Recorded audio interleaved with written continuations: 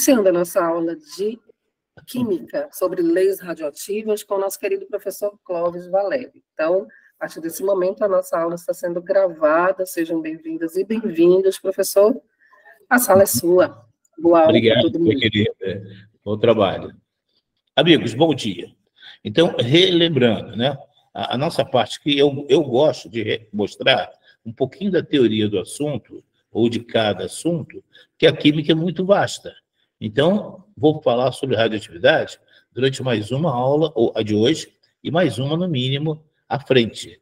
Aí a gente fecha o assunto radioatividade, e eu tenho vários exercícios que vão ficar disponibilizados lá no Drive, e quando vocês quiserem, acessem à vontade. E vou deixar também a listagem dos exercícios com uma outra listagem do gabarito desses exercícios. Então, se vocês tiverem alguma dúvida mais à frente, na próxima aula, ou seja, quando for, vocês podem levantar a mão aí e mostrarem, né, a dúvida que tenha ficado, ok? Quanto aos exercícios. Então, vamos lá. Leis radioativas. Bom, radiação. Relembrando rapidamente da última aula, o termo radioatividade vem da palavra rádio, do elemento químico rádio, que foi trabalhado pela senhora Marie Curie, né, uma grande cientista no final do século XIX para o início do século XX. Então, as mulheres sempre na frente, né? Então, ela foi uma grande estudiosa, ela tinha um nome francês, Curie, mas ela era polonesa.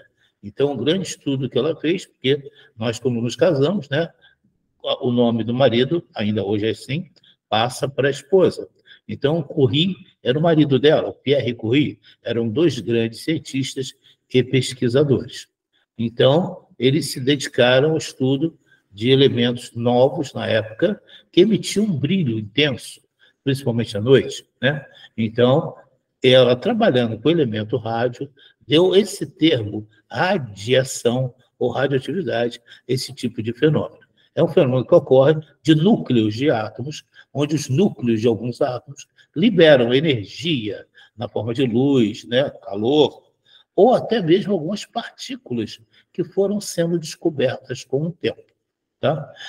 Só uma curiosidade, como a Marie Curie ela era polonesa e ela descobriu alguns elementos químicos, e um deles foi dado o nome, né, de polônio, em homenagem à Polônia, onde ela nasceu. Então, ela é uma precursora de grande parte dos estudos químicos, e principalmente radioativos. Ela que foi a grande mentora das chapas de raio-x. Na Primeira Guerra Mundial, ela atuou muito. Como? Ela ia para os campos de guerra para poder pegar os acidentados, não, né? Os feridos, e praticamente aquelas pessoas ficavam inutilizadas. Ela pegou as pessoas e começou a radiografar os ossos para curar, não curar pela radiografia, né? Para saber onde tinha quebrado, para poder os médicos acertarem a ossatura das pessoas feridas. Então, ela deu um grande acerto. A radioatividade, ela não é só maléfica, ela é muito benéfica também quando o ser humano sabe como trabalhar com ela. Resumindo, quais são os tipos de radiação, né, que podem emanar de um elemento químico se ele for radioativo? Então, coloque esse elemento químico aqui dentro, por exemplo, o tal polônio. Ele emite 3 tipos de radioatividade, radiação, né? Tem a chamada alfa, a gama e a beta. Cada tipo de partícula radioativa, ela tem suas características próprias. Então, descobriu-se que a radiação alfa, ela tem dentro dela 2 prótons e 2 nêutrons. Isso significa dizer, então, que quando de um núcleo de um átomo saírem 2 prótons e 2 nêutrons ao mesmo tempo, isso foi denominado de radiação alfa, ou partícula alfa. Se do núcleo de um átomo sair um elétron, aí alguém fala assim, pô, Clóvis, não tem elétron no núcleo do átomo? Sim, não tem, mas é possível a saída. Aí esse elétron liberado pelo núcleo é denominado de radiação beta, tá? E quando do núcleo do átomo sai apenas luz ou calor, né, a energia, que a gente chama de radiação eletromagnética, aí é denominado de radiação gama. Então, esses são os 3 tipos de radiação que podem emanar de um núcleo de um átomo que for ou que seja radioativo. Se alguém emite alfa, com certeza emite gama. Se alguém emite beta, com certeza emite gama. E às vezes emite as três, né? E vai depender do elemento radioativo. Cada um tem a sua característica. Pessoal, qualquer coisa, abre o microfone, tá bom? Qualquer dúvida que exista. Essas partículas radioativas, alfa, beta e gama, elas têm o poder de penetrar na matéria, né? O raio-x, por exemplo, que é um outro tipo de radiação, está fora desse contexto. Tá? Ele, por exemplo, passa pela minha carne, mas não passa pelos ossos. Aí você tem aquela fotografia do meu esqueleto, dos meus ossos, numa chapa, por exemplo. Agora, a radiação que a gente vai trabalhar é emanando alfa, beta, gama do núcleo de um elemento radioativo. Bom, aí a penetração vai depender do quê, pessoal? Vai depender da massa dessas partículas. Eu vou lembrar depois para vocês esses conceitos que eu vou agora colocar. Relembrando, quais são as partículas que formam o átomo? Próton, nêutron e elétron, tá? Bom, alguém lembra qual é a massa de um próton? Então, cada próton tem uma unidade de massa. Cada nêutron também tem uma unidade de massa. Não é em gramas, é uma unidade diferente. E cada elétron tem essa mesma unidade dividido por 1836, 1840. Dá 0,001 unidade, né? Milésimo de unidade. E gama não tem massa, porque gama é energia pura, luz, calor. A Clóvis, a luz tem massa, é o fóton. Sim, tem, mas vamos desconsiderar essa massa para esse momento aqui. Então, repetindo, desses três tipos de radiação, gama não tem massa, ok? Beta tem uma massa infinitamente pequena. O beta é o elétron e a massa dele é a unidade dividido por 1840. Como falei, 0,00 alguma coisa. Agora, a alfa tem uma massa interessante. Ela tem 2 prótons e 2 nêutrons. Cada próton tem massa 1 unidade, cada nêutron tem massa 1 unidade. Logo, qual é a massa de alfa? Bom, Clóvis, 1 mais 1, 2 mais 2, 4. Então, a massa de radiação alfa é de 4 unidades. Ok? Perfeito. Então, me diga o seguinte, qual desses 3 tipos de radiação que tem a maior massa? O Clóvis é alfa, tem 4 unidades de massa. Quem tem a menor massa? É gama, porque gama não tem massa, é energia. E beta tem uma massa muito pequenina. Então, a massa, pessoal, resultante, a penetração da matéria ou da radiação resultante, depende do quê? Da massa. Qual desses 3 tipos de radioatividade aqui, de radiação, tem maior massa? É alfa. Repara que quando a alfa for emitida por um núcleo vermelho aqui, ó, o núcleo de um átomo, a alfa não consegue passar nem por uma folha de papel. Ok? A alfa, se emitida, não passa nem pela minha pele. Ela bate na minha pele. Tá? Porque a massa de alfa é muito grande. Já beta consegue passar, e a gama, por uma folha de papel. Mas se você pegar uma lâmina metálica, tipo papel alumínio, a beta não consegue atravessar. Já a gama atravessa, porque a gama tem uma massa praticamente inexistente. Tá? E se você tiver uma placa de chumbo, dependendo da espessura, a gama até atravessa. Se tiver mais que 4,5 milímetros, já não atravessa. Por isso que caixas de chumbo, né, com uma certa espessura, nos protege de radiação. Resumindo, a penetração de um tipo de radioatividade vai depender da massa que essas partículas têm. Perfeito? Então, a alfa penetra pouquíssimo, não passa nem pelo papel.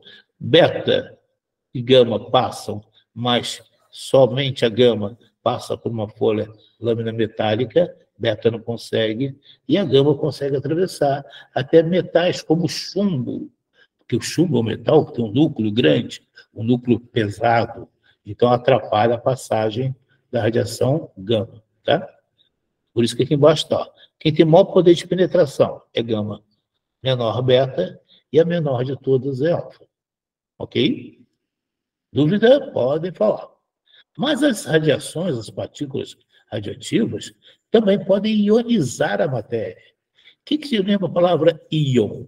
Eu vou depois relembrar isso em outra aula. Íon é quando um átomo, né, ele está com uma carga. Ele tem carga positiva, íon positivo ou cátion, ou ele pode ter uma carga negativa, íon negativo, ou que eu chamo de ânion. Então, o poder de ionização, olha o nome, ionização, depende da carga daquela partícula. Confere?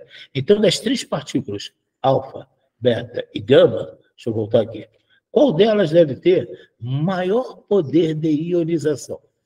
Aquela que tiver a maior quantidade de carga. Penetração depende da massa. Ionização depende da carga. Relembrando aqui. Alguém lembra a carga que tem um próton? Bom, Clóvis, o próton tem carga positiva. Qual a carga do nêutron? Nula.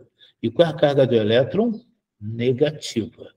Então significa dizer que alfa é uma radiação que tem carga próton com nêutron, positivo e neutro. Qual que está em evidência aqui? Qual o tipo de carga em evidência na alfa? Positiva.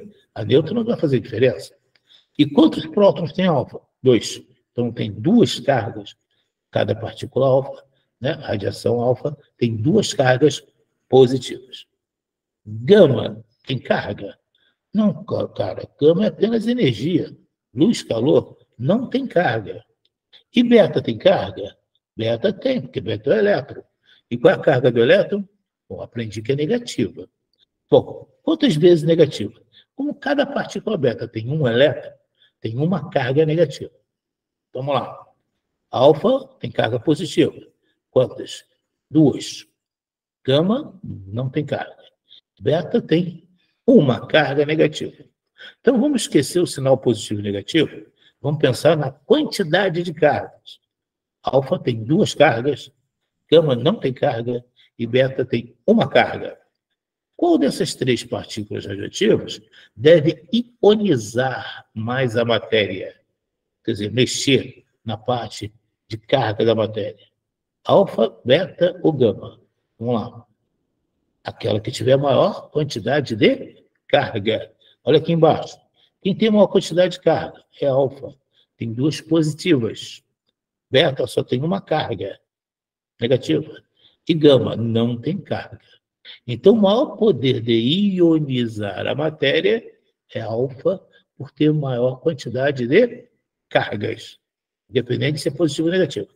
Beta está intermediário e gama tem baixo poder de ionizar a matéria, né? Porque gama não tem carga. Perfeito? Bom, o que pode fazer esse poder de ionização? Então, uma partícula qualquer, ao passar por um átomo, o que pode fazer? Ou fazer com que um elétron desse átomo, né, saia, seja liberado. Aí essa partícula fica ionizada. Então, quando você tem um átomo qualquer, esse poder de ionização pode fazer um dos elétrons saírem desse átomo. Lembra que no núcleo tem prótons e nêutrons, os elétrons ficam na eletrosfera. Então, o poder de ionização vai depender da carga, por quê? Quanto mais carga houver no tipo de partícula alfa, beta ou gama, maior o poder de ionização.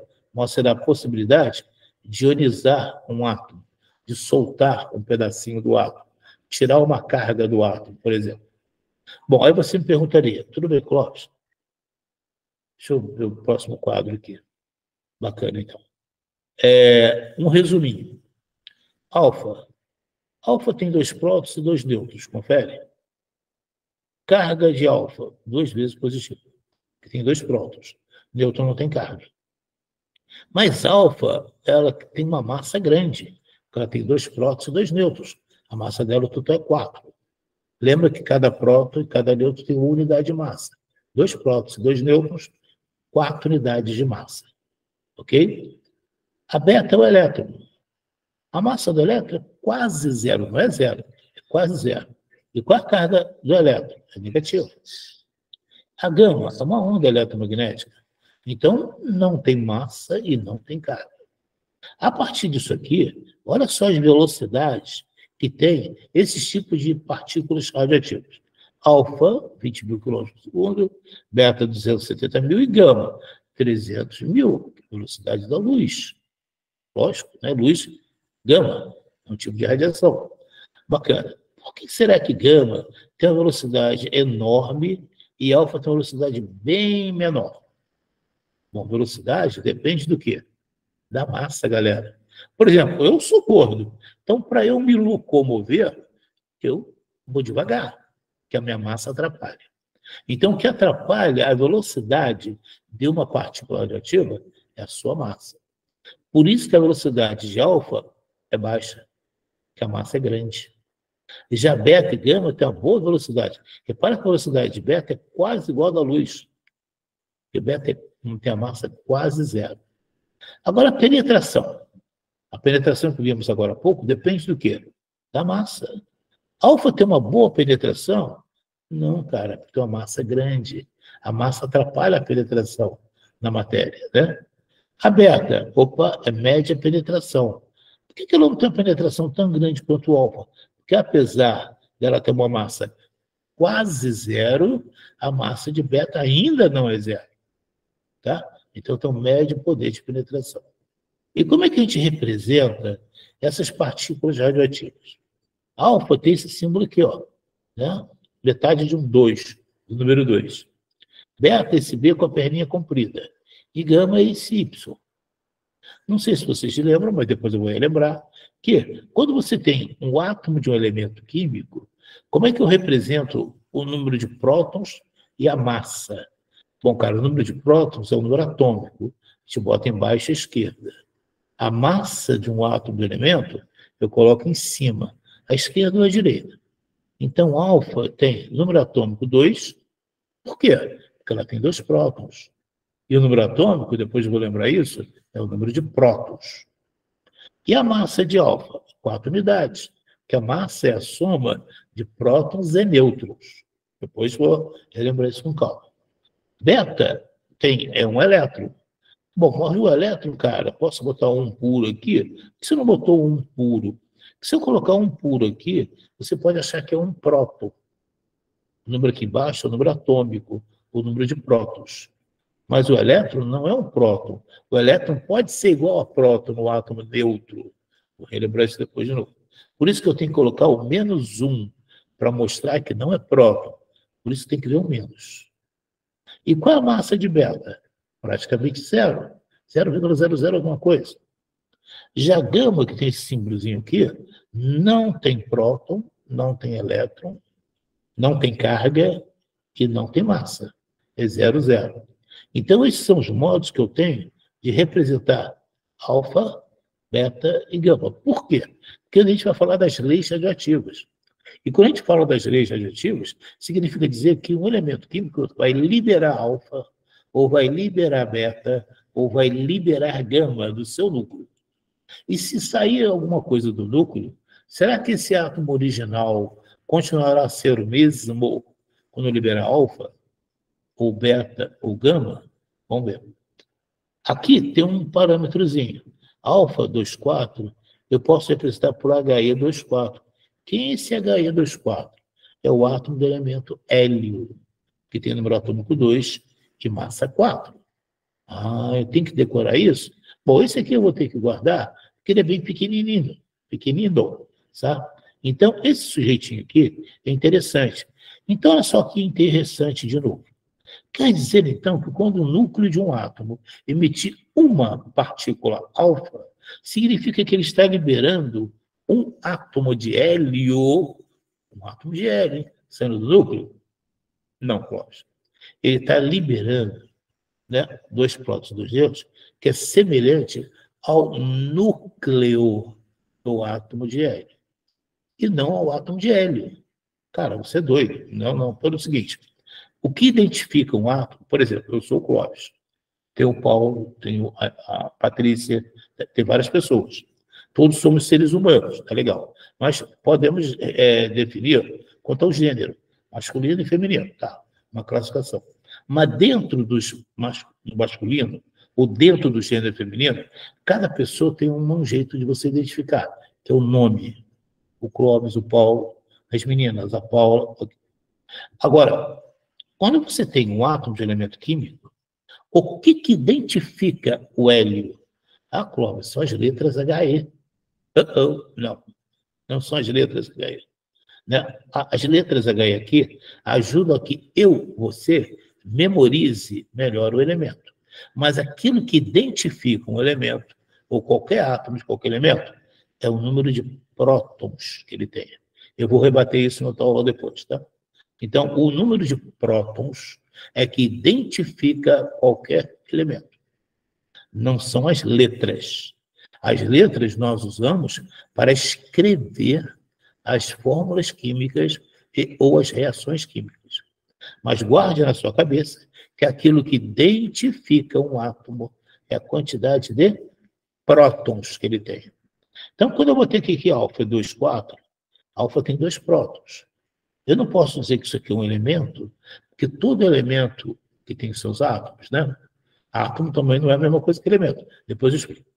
Todo átomo de um elemento, ele tem prótons, nêutrons e elétrons. Então, quando eu não trabalho com elétron, eu não tenho o átomo de um elemento na totalidade. Eu tenho um pedaço dele. Por isso que a gente diz que, ao emitir radiação alfa, o núcleo de um átomo liberou o núcleo de um átomo de hélio, e não um átomo de hélio. Cuidado com isso, tá? Os termos são importantes. Beta é menos 1, 0. E beta é semelhante ao elétron. Eu posso botar o grade de elétron, por isso que eu boto menos 1, 0. E gama é energia pura, 0, 0. Tranquilo? Se não for muito claro, pode abrir o microfone aí, galera. Alguma dúvida, fiquem à vontade. Vamos lá. Aí que vem as leis da radioatividade. Tá? São 3 leis. E as leis são simples. As leis dependem do tipo de emissão que o núcleo de um átomo fará. Então, por exemplo, eu tenho aqui o urânio 92, 238. Relembrando, o número baixo à esquerda é o número atômico, ou o número de prótons. O número em cima, à esquerda ou à direita, é o número de massa, que é a soma de prótons e nêutrons. Ok. O urânio, ele é um emissor alfa. O que quer dizer isso, cara? Que ele vai liberar uma partícula alfa. Cada núcleo de cada urânio liberará uma partícula alfa. Ah, se vai liberar uma partícula alfa, vai sair, aqui está a letra A, tá? Mas eu não achei o ciclo, então alfa. Vai sair do núcleo do urânio 2 prótons e 2 nêutrons. Vão sair 2 prótons, então o número atômico 92 vai passar a 90. E a massa, que era 238, vai diminuir 4 unidades, vai passar a 234. Cara, é simples assim, só isso. Os cientistas só de Fajans é que observaram esse fenômeno e aí anunciaram essa lei, que é bem simples. Ao emitir uma partícula alfa, o elemento decai, o núcleo dele decai, diminui. 2 unidades no número atômico e 4 unidades no número de massa. Então vai formar um elemento químico que é o mesmo elemento químico que existia antes? Não. Por quê? Aquilo que identifica o átomo de um elemento é o número atômico que ele tenha. Se o urânio era 92, ao emitir alfa, ele libera 2 prótons, confere? Então o número atômico dele agora é 92. Passou a ser 90. E quem é o elemento 90 na tabela periódica? Vou lá dar uma olhada. É o TH, tório. Então, ao emitir a radiação alfa, eu passaria a ter um novo elemento químico, 2 unidades menor no número atômico e 4 unidades menor no número de massa. Tranquilo? Isso que significa, né, a lei de Soddy-Fajans, ou a primeira lei da radioatividade. Ao emitir a partícula alfa, o elemento radioativo diminui 2 unidades no número atômico e 4 unidades no número de massa, transformando-se no novo elemento químico. E essa radiação vai embora. Tranquilo? Bom, aí liberou alfa. Muito bom. Aqui um exemplinho. Tem um núcleo de urânio. Era um filmezinho que travou. Alô, o núcleo libera o alfa do urânio. Aí diminui 2 unidades aqui no número atômico, né? 2 bolinhas vermelhas, por exemplo. e 2 unidades de nêutrons. Vai embora, vai embora. Aí está aqui o exemplo que a gente acabou de falar agora. Aqui é uma anotação geral. Qualquer átomo X que tenha seu número atômico número de massa, ao emitir radiação alfa, a massa diminui 4 unidades e o número atômico diminui 2 unidades. Repara que eu não botei o átomo X aqui, né? Era o átomo X. Agora teremos o átomo Y, que formaria um novo elemento químico. Ou melhor, não, estará formado um novo elemento. Aquele mesmo exemplo anterior está aqui, ó, mais detalhadozinho, explicaçãozinha. Ok? Bom, me lembro o seguinte, alfa aqui, que é emitida pelo meu amigo urânio, né, é uma partícula que tem alta ou baixa penetração. Repara que ele botou o núcleo do átomo do hélio, tanto faz. Bom, alfa, Clóvis, como tem uma massa grande, tem baixa penetração. Tá? Aonde que isso é importante, pessoal? Esse lance de baixa penetração. Se um elemento radioativo como urânio estiver aqui na minha frente, a alfa virá e não passará pela minha pele. Então quer dizer que eu estou protegido de radiação alfa do urânio? Negativo. Porque tem outro tipo de poder. Não tem só a penetração, tem a ionização. Deixa eu dar uma voltada aqui. Quando você tem, como nós temos a ionização, né, o que vai acontecer aqui na ionização? Bom, essa radiação vai conseguir soltar um elétron, talvez um próton de um átomo. Com certeza é mais fácil soltar um elétron. Então, por exemplo, a radiação alfa não vai alterar o meu corpo. A beta, um pouquinho, mas a gama é a pior delas. Né? O que eles podem fazer? Ao penetrar na minha pele, o poder de ionização é pior porque a alfa bateu aqui na minha pele, passou pela minha pele. Tá bom, Clóvis? O que ela pode fazer? Como ela é positiva, lembra que, biologia, hein? Tem aqui os DNAs das células que compõem a nossa pele. Então, o que pode acontecer? E acontece. Tem a radiação alfa, não penetrou na minha pele, mas está chocando aqui com o DNA, com uma das células do DNA. Aí ele pode mudar a posição de um dos elementos que formam o DNA.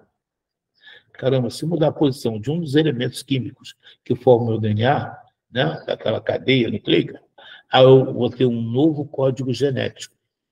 Aí haverá a produção de uma nova célula. O que acontece com o meu organismo quando algum vírus ou bactéria entra nele?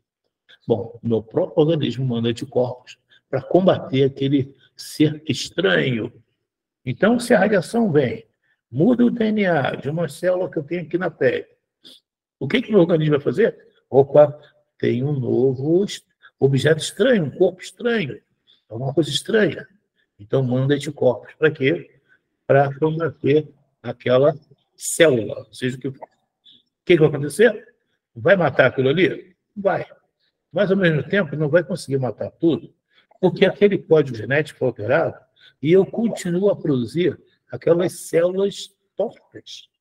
Então, haverá um combate sem trégua. Eu produzo, meu anticorpo combate. Aí fica aquele bolo de células mortas que eu chamo de quê? Tumor. Aí ele fica localizado. Só que aquele tumor ele vai crescendo, porque a guerra não para. Aí o que eu tenho que fazer? O médico, né? Cortar aquele pedacinho e extirpar. Porque aquilo ali você chama de câncer. Aí o câncer de pele está aumentando, porque a gente recebe muita luz e calor. O sol, radioatividade, que vem do sol, e aí pode acontecer, e acontece muito desse fenômeno. Mas vamos deixar isso lá. Vamos deixar para o colega de biologia.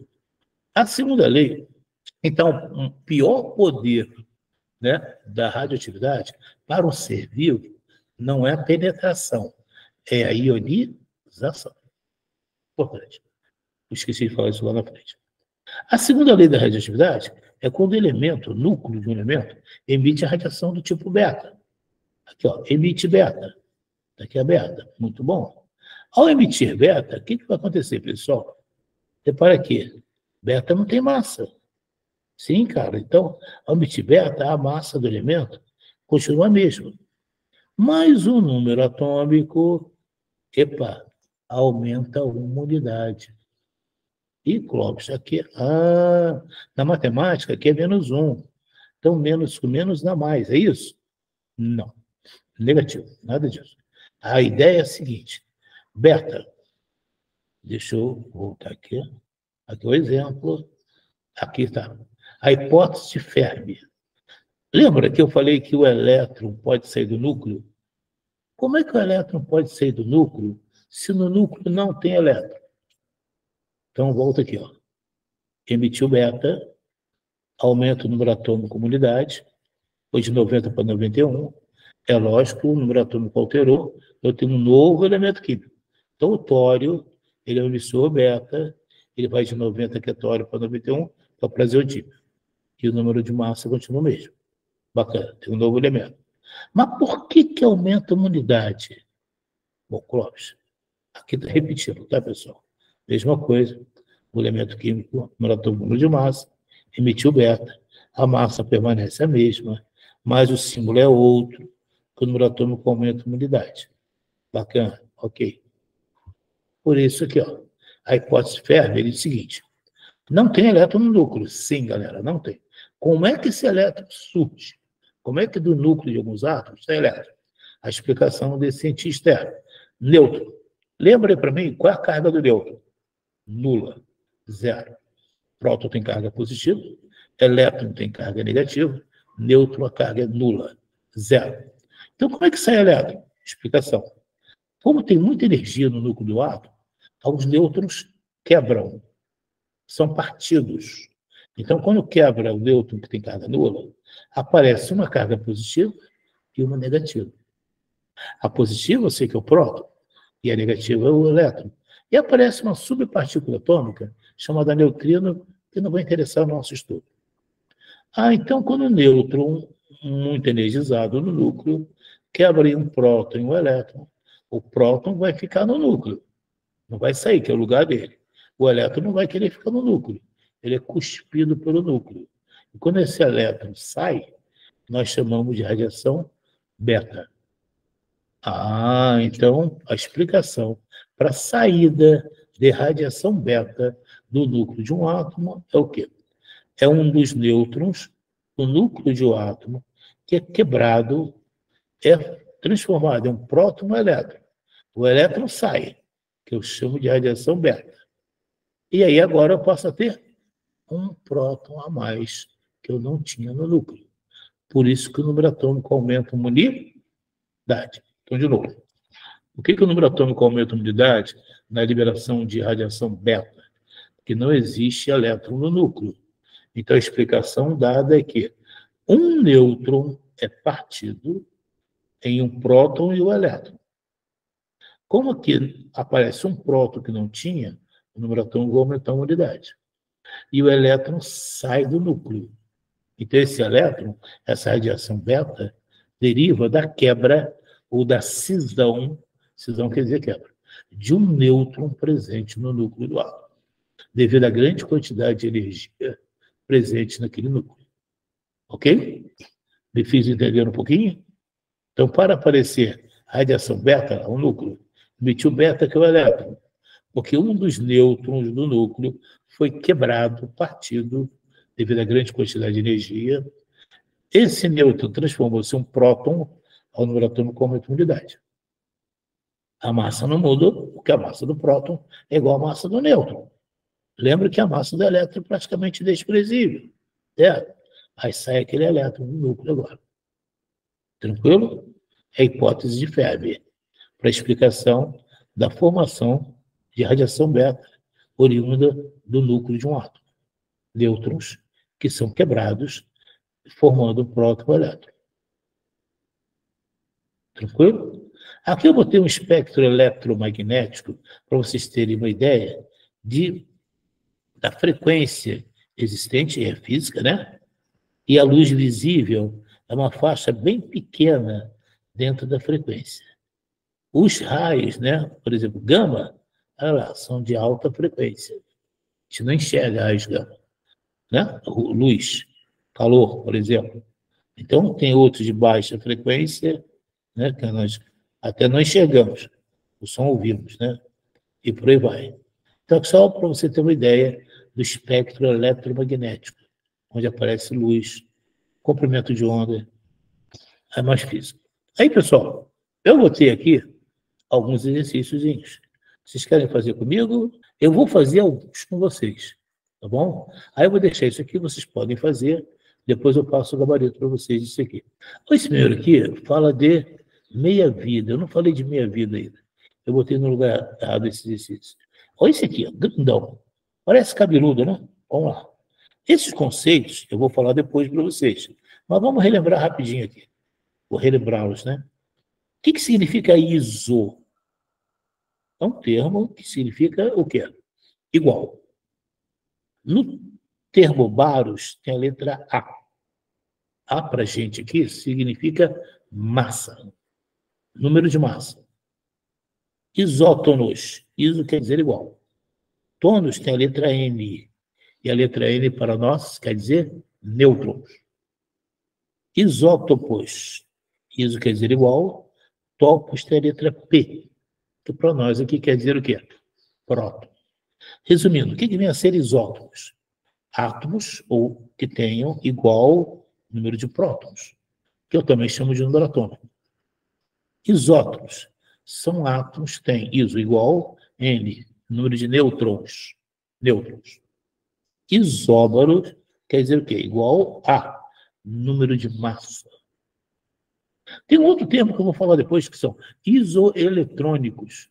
É mais fácil. Iso quer dizer igual, eletrônicos, elétrons. Perfeito. Então, aqui, pessoal, o que ele foi me dando aqui? Equações radioativas. Um elemento E, com o número atômico 92 e massa 238, transformou-se no elemento, que era o E1, o elemento E2. Com certeza, o E2 não é o E1, porque eles têm números atômicos diferentes. Mas, alfa. Então, o significado aqui é que o E1, quando ele passou a ser E2, quer dizer que emitiu, liberou uma partícula alfa. Confere? Perfeito? Ao liberar, peraí, Cláudio, você fez besteira. Ao liberar uma partícula alfa, aí vocês fazem uma coisa, tá? Eu não vou conseguir anotar aqui. Vocês façam uma coisa para mim. Quem é esse elemento E2? Se ele emitiu alfa, o que aconteceu com o número atômico dele?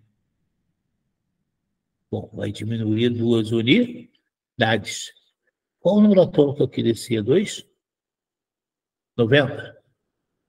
E se ele emitiu alfa, o que acontece com a massa dele? Vai diminuir 4 unidades. Qual será a massa desse E2 aqui, galera? 4 unidades a menos. 2, 3, 4. Confere? Escreveram aí? De novo. E1, 92, 238 vai se transformar em E2, liberando alfa. Quer dizer, esse E2 aqui tem 2 unidades a menos no número atômico, 90, e 4 unidades a menos na massa, 2, 3, 4. Ok? Então, esse E2 aqui de novo, que eu já sei que é 90, cara, 2, 3, 4. Ele agora vai formar o elemento E3. Vai ser transformado no E3. Mas liberando, Clóvis, quem? Uma partícula beta. Mas pelo que eu vi agora há pouco, pela segunda lei, né?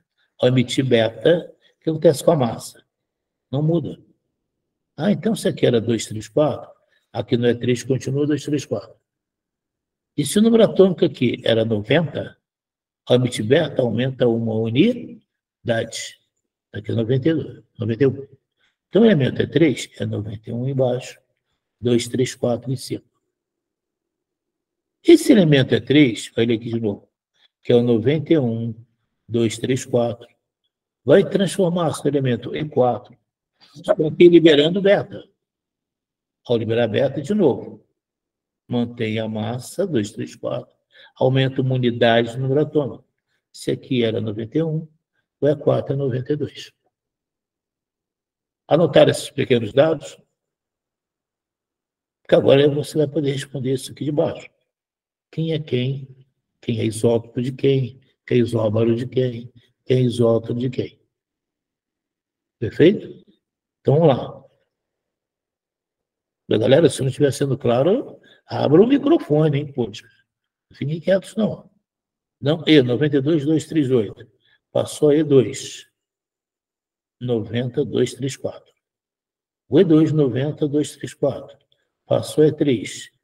91,234. O E3, 91,234. Passou a E4, que é o 92,234. Tranquilo? Em relação a essas espécies, é correto afirmar: quem é isótopo de quem? Esse aqui é 92, esse aqui é 90, né? E esse aqui é o quê? 91, e E4 é 92. Opa, então o E1 e E4 são isótopos, tem o mesmo número atômico. O E1 e o E4, o E4 são isótopos. Ou já matei a resposta. Aqui não é, né? E1 e E4 não são isótopos, são isótopos. Pronto. Então, se você olhar com calma, o E2, o E2, 230, o E3, 230, 230. O E4, 230. São isóbaros. Todos três têm a mesma massa. Bom, galera, parece que é cabeludo, né? Mas não é não. Uma equação radioativa. Ele está botando aqui, não vou nem ler o resto, hein? Se o carbono 614 transforma-se no nitrogênio 714, é porque ele emitiu uma partícula radioativa. Que partícula radioativa é essa aí, galera? Alguém falaria para mim? Só você olhar o que aconteceu. Bom, o elemento mudou, que alterou o número atômico. Perfeito. A massa não mudou. Pode ser alfa aqui, galera? Não, a alfa diminui 2 unidades do número atômico. Aqui não diminuiu, aumentou uma unidade. Que tipo de radiação é essa, então, aí? Alfa, beta ou gama?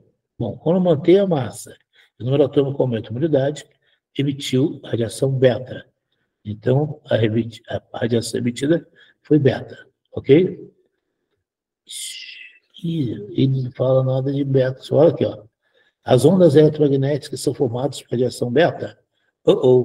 Ondas eletromagnéticas são formadas por radiação gama. Não. Ih, rapaz, ele está fazendo uma bagunça aí com a minha teoria. A radiação emitida na reação possui menor poder de penetração que as ondas eletromagnéticas. Bom, aqui emitiu beta. Quem tem maior poder de penetração? É a beta ou as ondas magnéticas gama? Não, é a gama. Está errada a letra A. A radiação emitida ela tem maior poder de penetração? Não, Clóvis, é menor. Que a gama, a eletromagnética gama, é que tem maior poder de penetração. Então, ó, a radiação emitida na reação possui, já que ela é beta, menor poder de penetração do que a gama. Verdade. Então, a resposta é a letra A. Está vendo como o camarada pode fazer uma questão, a princípio, simples? Eu fui lá, já descobri qual o tipo de radioatividade ou radiação, é beta, mas quando o camarada bota aqui as opções, ele coloca tudo em teoria. Por isso que eu tenho que dominar o significado de alfa, de beta, de gama, de próton, nêutron, elétron, saber o que são isótopos, isóbaros, isótons. Então, aqueles conceitos que à primeira vista podem ser bobinhos, né? Não são. Aqui eu tenho um aparelho, né? Um bloco de chumbo com urânio lá dentro, 92,334, emitindo radiação. Aí tem um outro aparelho aqui no caminho, que tem 2 polos, e um detector. Ele vai detectar a radiação, ou o tipo de radiação que tenha sido emanada, saída do urânio, que é radioativo. Vocês poderiam me dizer qual o tipo de radioatividade que eu tenho no ponto 1, no ponto 2 e no ponto 3? Vamos lá, galera. Radiação. Tem uma que foi desviada, está no ponto 1, que ele chamou, outra não foi desviada, foi direto para o ponto 2, e uma terceira que foi desviada, marcou o ponto 3. É só você olhar para esses polos aqui, ó, que ele botou. Então, quem foi desviado em direção ao polo positivo de um campo magnético só pode ser a partícula com qual carga? negativa. Lembra que o polo oposto se atrai, né? Então, para ser desviada em direção ao polo positivo, foi radiação negativa. E a radiação negativa que a gente conhece é a beta. Aquela que foi desviada para a direita, caiu no ponto 3, deve ter carga de que tipo? Bom, Clóvis, ela foi desviada no sentido do campo negativo. Então, ela só pode ter carga de que tipo? Positiva. Ok? É alfa. E essa que não foi desviada, foi em linha reta direto. Ela não tem carga. Então, quem não tem carga é a radiação gama. Ok? Então, no ponto 1, eu tenho beta, 2 gama, 3 alfa. E olha só uma coisa interessante. Repara que a abertura aqui do desvio da beta é grande, o desvio da alfa é pequeno. Alguém poderia dizer para mim por que disso? Se ele perguntasse, né, você diria que depende da massa. Lembra que alfa, ela é pesadinha. Então, para ela ser desviada, vai demorar um pouquinho, né? Já beta, né, quase sem massa. Então, o tamanho de desvio é maior. Daria para fazer uma terceira pergunta. Então, qual o tipo de radiação que atinge o detector do ponto 3? Ponto 3 é alfa, porque ela tem carga positiva e foi atraída pelo polo negativo. Representado por X, no novo núcleo formado, escreva a equação balanceada da reação nuclear responsável pela radiação detectada no ponto 3. Aí você escreve U, 92, 234, setinha para a direita. Vai formar um elemento X. Bom, aqui eu já sei que o 3 é alfa. 90, 230 mais alfa. E, Clóvis, eu não sei o que é 90, 230, você não é obrigado. Então, você pega a tabela periódica, vai lá na tabela, quem é o 90? É o TH, do amigo Tório. Então, ficou o 92, 34, setinha para a direita. TH, 90, 230, mais alfa. Pode ser o contrário, alfa mais TH. Tá bom? Bom, aí tem outros aqui, eu vou pular, vou deixar vocês fazerem depois. Vocês já cansaram de ver isso aqui, não? Mas vamos lá, então. Esse aqui foi da aula passada, tá, pessoal? Passar rapidinho aqui, só para a gente lembrar o que significa radioatividade, quando o núcleo do átomo emite partículas, né? Geralmente vai emitir prótons, nêutrons e elétrons, pela lei de Fermi. O lado útil e destrutivo da radioatividade, estava citando agora, um pouco que nós vimos na última aula aqui. Quando o núcleo emite alfa, está liberando 2 prótons e 2 nêutrons ao mesmo tempo. Quando o núcleo emite beta, eu chamo de elétron, né? Porque um nêutron foi quebrado, esse nêutron virou um próton e um elétron, esse elétron eu chamo de partícula beta. E gama é quando o núcleo emite energia pura, tá? Na forma de luz ou calor. Aí aqui tinha uns exercícios para vocês fazerem a origem do nome radioativo, veio do elemento rádio, dado pela senhora Marie Curie, né? Aqui está repetindo a nossa raciocínio. O que Rutherford chamou dois tipos de radiação, alfa e beta. A alfa, né, ela tem 2 prótons e 2 nêutrons. Ele botou, a beta tem 2 prótons e 2 nêutrons? Não, isso é alfa. Aqui é só para verificar se você assimilou bem, tá?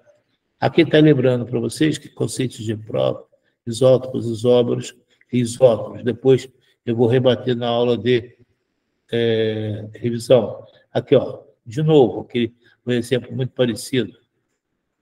Uma fonte radioativa emite 3 partículas, A, B, C. Tem um polo negativo e tem um polo positivo. Aqui atraída pelo polo negativo é a partícula positiva, só pode ser alfa. Atraída pelo polo positivo só pode ser negativa, radiação beta. E a que não foi atraída foi linha reta, é a gama, né? Beleza. Aqui são os efeitos, né? Das emissões radioativas. Tá. Bacana. Então, esse primeiro aqui foi simplesinho. Conceitos gerais da parte macroscopia. Macroscopia, o nome já diz, macro, é aquilo que você enxerga, observa, toca, vê. conceitos gerais. Então, aqui, os conceitos gerais do que era matéria, corpo, objeto, substância, molécula, átomo e partículas atômicas. Lembrando rapidinho, matéria é aquilo que ocupa espaço e possui massa, corpo é a parte de matéria limitada. Se essa matéria limitada tem uma utilidade, eu denomino de objeto. O objeto ele é constituído por uma substância, né? A substância, que é um tipo de matéria, tem a sua menor parte, que eu chamo de molécula, que tem propriedades iguais, que todas são iguais entre si, as quais dentro delas tem partes menores ainda, chamados átomos, e esses átomos são constituídos pelas partículas atômicas, prótons, nêutrons e elétrons. União de prótons, nêutrons e elétrons formam átomos, união de átomos formam molécula, reunião de grande quantidade de moléculas do mesmo tipo formam uma determinada substância ou espécie química que dá origem a um objeto, que pode ser chamado de um corpo, que nada mais é que matéria. Aí a substância aqui está muito pequenininha, né? Porque eu, quando fiz, queria colocar tudo num quadro só. As substâncias podem ser puras. Deixa eu abrir aqui.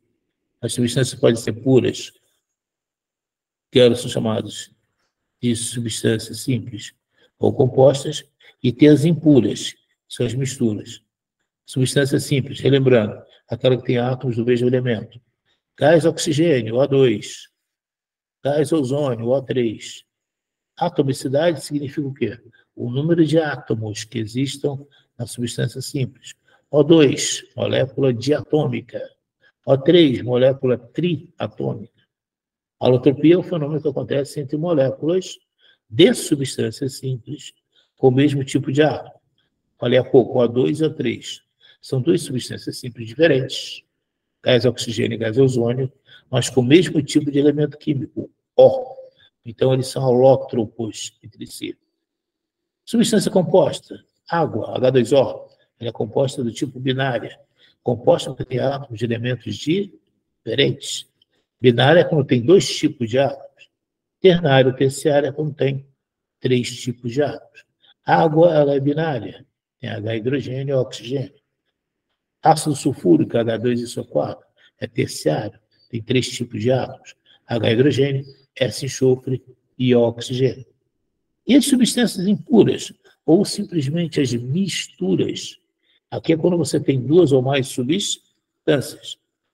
Homo quer dizer o quê? Igual. Hétero quer dizer diferente. Tu olha para a mistura, eu vejo coisas diferentes, ela é do tipo heterogêneo. Eu olho para a mistura, eu vejo uma única coisa, ela é homogênea.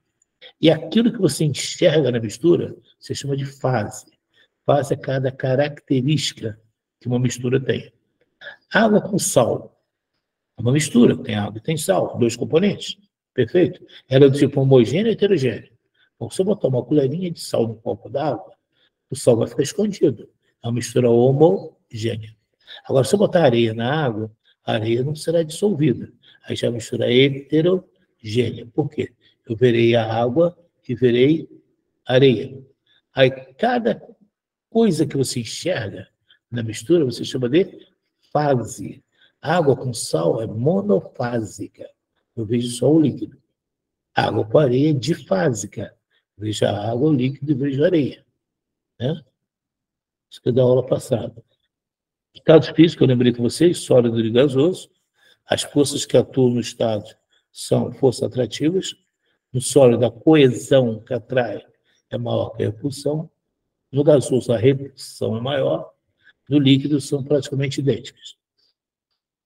A forma de um sólido é constante, o volume de um sólido também é constante, né? E a propriedade do sólido é dureza, tenacidade.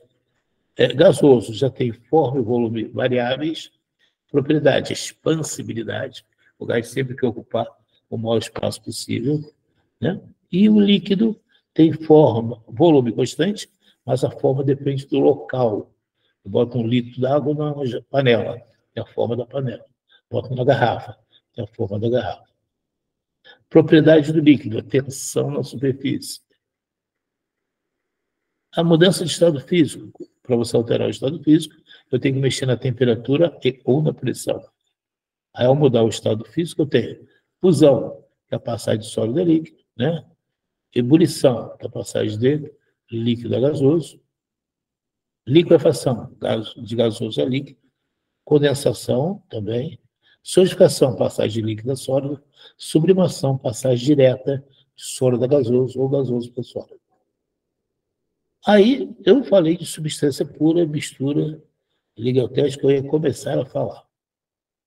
A música não botei gráfico, não. Uma coisa importante. Quando um elemento químico é radioativo, ele será radioativo para sempre?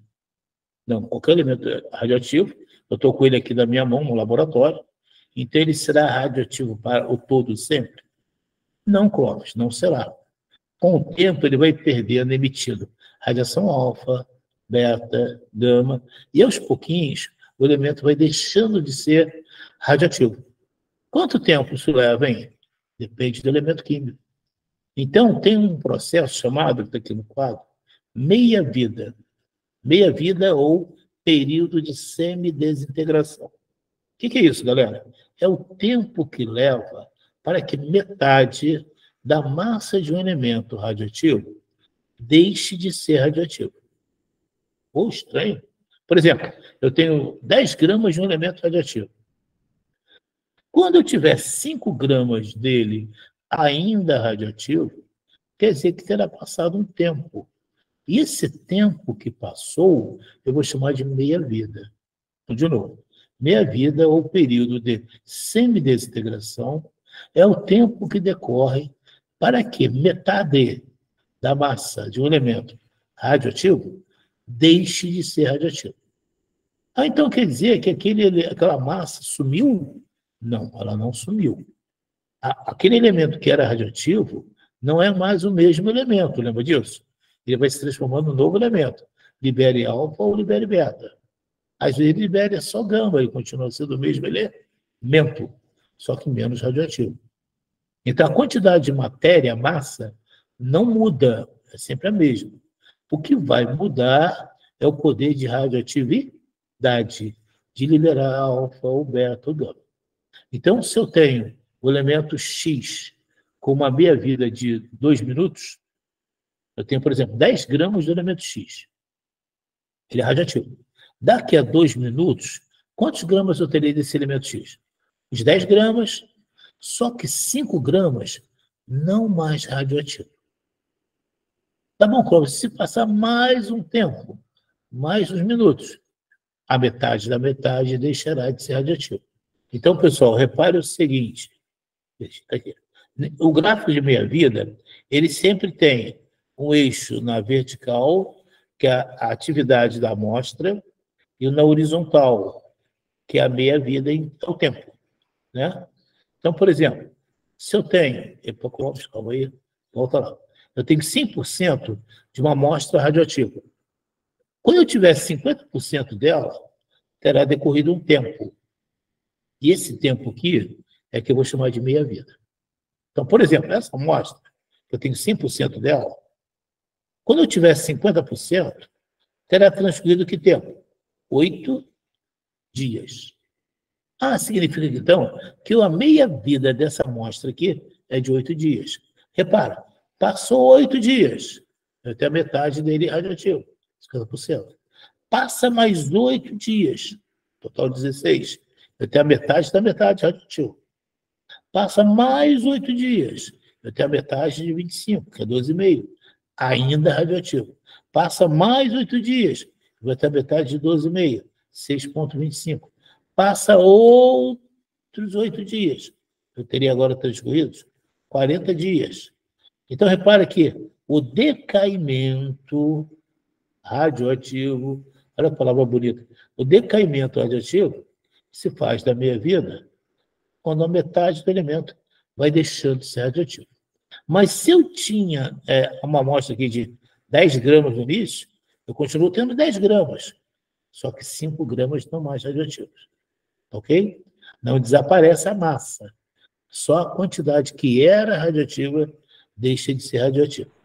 Aqui é o mesmo gráfico, pessoal. Tem um número... Em relação Fala. com os exemplos que a gente vê em jornais assim, É você. E uma área foi isolada por conta da atividade. Sim. Isso acontece, aí depois vai voltando a normal. Até mesmo a tua voz, eu estou ouvindo picotada. Então, ó, é um pouquinho do que eu entendi da colega aqui. Ela falando em relação a algumas reportagens, né? Que se vê em reportagem acerca de algumas cidades que sofreram por conta de alguma explosões nuclear, alguma coisa assim, e aquelas cidades que foram abandonadas, e até hoje o pessoal não retorna lá por causa dessa radiação. Aí, aparentemente, a colega me escreve aí se eu estou falando certinho, se for assim que eu entendi.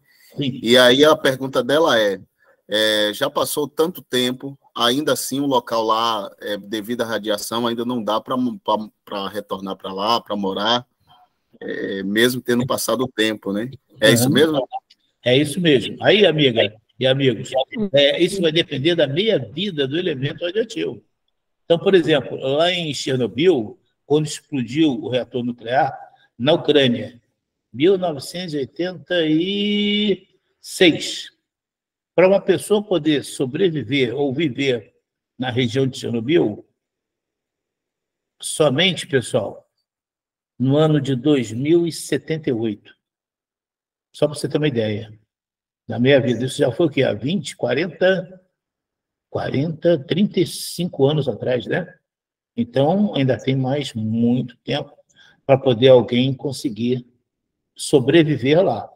A pessoa pode ir para lá, mas tem muita radiação nociva no ambiente. Quer ver um caso bem perto da gente? Goiânia, aqui em Goiás. E no ano de 87, né, fecharam lá um hospital, abandonaram e deixaram muito maquinário abandonado em Goiânia, em Goiás. Aí deixaram o material abandonado, não pegaram. Conclusão, o pessoal invadiu, catador de metal, pegaram uma cápsula de chumbo, e aí o rapaz resolveu vender no ferro velho, para ganhar um dinheirinho. Foram 2 rapazes. Aí levaram lá para o... Depois eu posso até indicar esse vídeo, para vocês verem. E aí o cara abriu a cápsula, não tinha nada. Quando foi à noite, ele reparou que um brilho azul intenso saía do ferro velho dele. Ele foi ver o que era a cápsula aberta, porque tinha césio radioativo, que era usado naquele hospital para alguns tratamentos de câncer, né? E aí os caras abriram. Conclusão, praticamente quase toda a cidade foi contaminada, e aí teve uma menina que chegou até a ingerir. Era tão bonito o brilho à noite, que a menina, brincando, sem querer, ingeriu. E as pessoas, muitas morreram. Outras são vivas ainda, mas com defeitos ainda, né? Genéticos, por exemplo. Vai mudando. E muda até a genética da pessoa, que pode passar para seus filhos ou netos e por aí vai. Então, no Brasil, nós temos o acidente de Goiânia.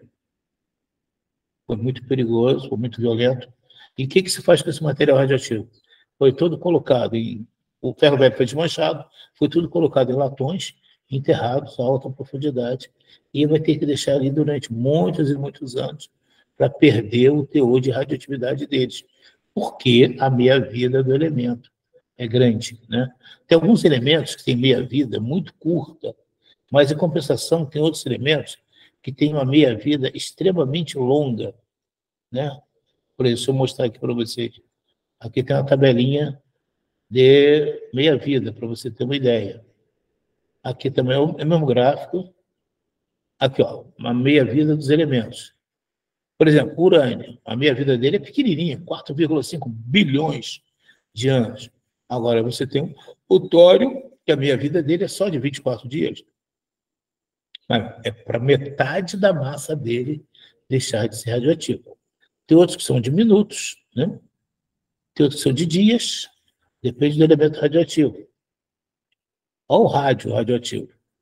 1.600 anos. A Marie Curie, quando trabalhou com rádio radioativo, né, toda a aparelhagem que ela utilizou está guardada no Museu do Louvre, em Paris, tá? E é tudo lacrado no local com chumbo. E para você entrar e para estudar ou verificar os utensílios que a Marie Curie utilizou, você pode, você assina um termo de responsabilidade por você estar entrando no local contaminado, onde fica todo o material que a Marie Curie utilizou. Ela, por exemplo, morreu de câncer, porque ela trabalhava com elemento radioativo na mão. Não era puro, né? Mas trabalhou alguns anos com ele na mão, manuseando. Então, repare que cada elemento radioativo tem uma determinada meia-vida, dias, né? Alguns minutos, como o actínio, e por aí vai. O polônio, 3,1 minutos. Mas é para que metade da massa dele deixe de ser radioativo. E repara que o elemento químico, à medida que ele vai liberando, emitindo radiações, um dia ele vai ficar estável, quando ele se transformar em chumbo, que é o último degrau do elemento radioativo, onde ele chega. Aí não ele emite mais radiação. Então, só que vai levar muito tempo para que um urânio, né, fique estável, na forma de chumbo. Aí tem aqui a meia-vida do elemento carbono. Por que o carbono é importante? Né? Que você pode, a partir dele, datar, dizer há quanto tempo atrás um ser vivo estava vivo. Então, por exemplo, tinha uma foto aqui, ó, bonitinha. Aqui, ó, uma múmia. Como é que os cientistas dizem que aquele ser, a múmia, era um ser vivo há 1000 anos, 2000 anos, 3000 anos? Pelo teor de carbono 14 que ainda existir nos ossos desse exemplar. Então, aqui um ciclo do carbono. O carbono 14 é importante. Ele compõe os seres vivos, né? Seja vegetal, como a planta, seja animal, ou sejamos nós mesmos, né? Você não vive sem carbono, você se alimenta. E todo alimento que você ingere tem carbono. E um dos tipos de carbono, um dos isótopos do carbono, é o carbono de massa 14. Então, você tem carbono de massa 12, que é o mais comum, o 14, por aí vai.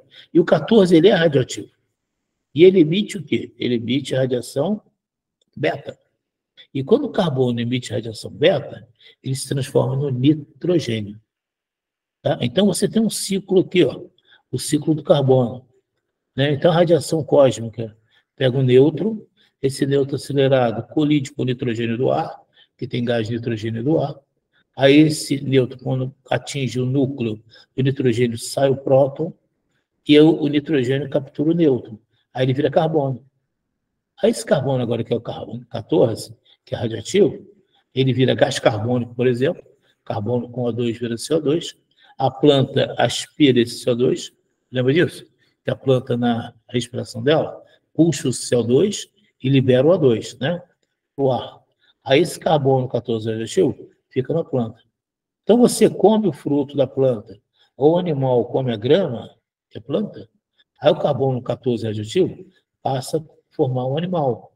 O animal, os ossos dele guardam carbono 14. Os meus ossos têm carbono 14 radioativo, daquela fruta que eu comi.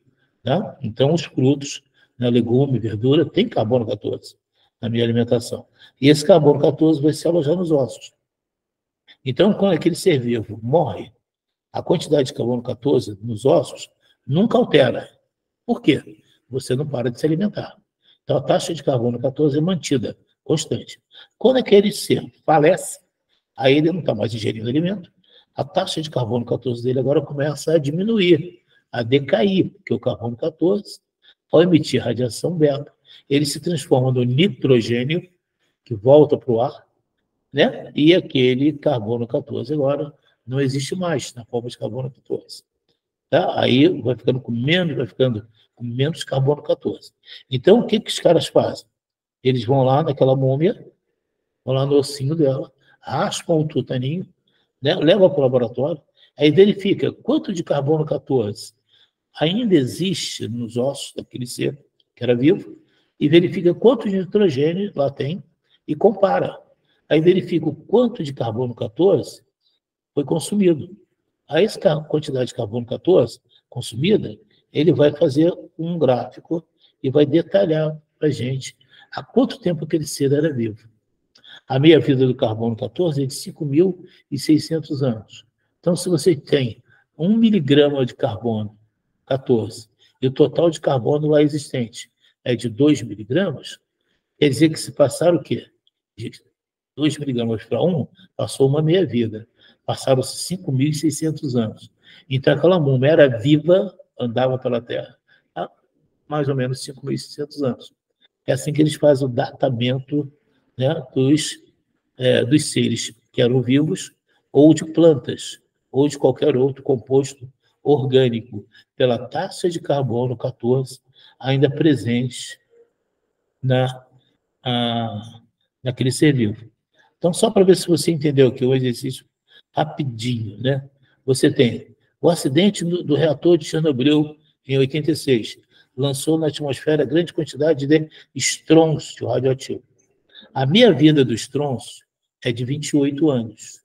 Supondo ser este isótopo a única contaminação radioativa, e sabendo que o local poderá ser considerado seguro quando a quantidade de estrôncio se reduzir a 1/16 da quantidade inicialmente presente, o local poderá ser habitado novamente a partir de qual ano?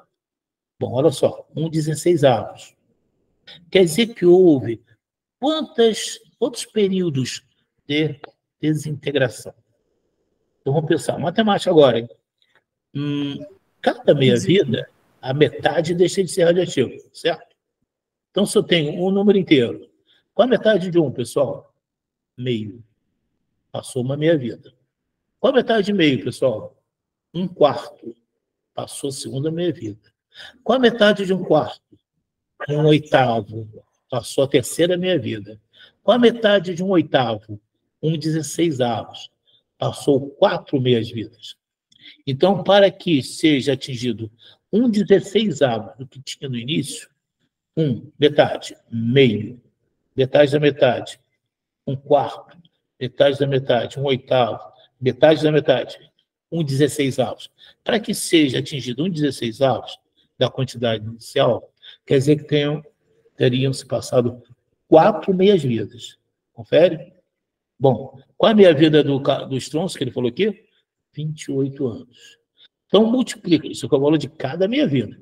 28 vezes 4 dá quanto? 4 vezes 8, 32, igual a 3. 2 vezes 4, 8. Com 3, 11. Né? 112 anos. Ou seja, se você está... A Chernobyl foi explodiu em 86, dali a 112 anos, não é isso? É que você poderá voltar a Chernobyl. Então, pega aqui 1986 e soma com 112. Dá quanto aí, pessoal? 2098? 2.200 e? Fez a conta para mim? Isso aí. Então, você poderá voltar a Chernobyl aqui, ó. 2098. 2098. Está longe ainda, né, Paulo? Eu já era, eu não vou chegar lá, não. Então, vocês talvez cheguem, né? Só para você ter ideia de quão maléfica é a radiação e, dependendo do elemento químico e da meia-vida desse elemento, quanto tempo terá decorrido até que o local possa ser novamente usado. Ou nós mesmos, né? Que eu já extrapolei pra caramba. Fechou? Pronto. Oi, Elis. Valeu. Obrigado, Elis. Que isso, pessoal. É um prazer explicar para vocês. Um imenso abraço. Agradecer o professor aí mais uma vez aí pela essa aula top, aula de muita valia. Agradecer pela parceria, né, por esse conteúdo riquíssimo. Vou colocar o link aqui da nossa frequência, tá bom? Que tá aí, sempre coloca no final. Agradecer ao professor mais uma vez, as meninas. Vou encerrar a gravação, tá bom? Ótimo, não tem problema. À vontade. A gente vai estar editando ela aí depois e colocar esse conhecimento aí para que a gente possa ir revendo aí ao longo do tempo lá pelo YouTube, tá certo? Tá legal, meu querido. Eu vou mandar o material, então, para vocês, tá? E aí eu já falei com a Thaís para a gente criar umas pastas por assunto. Ela vai passar depois para vocês. Tá bom? Pronto.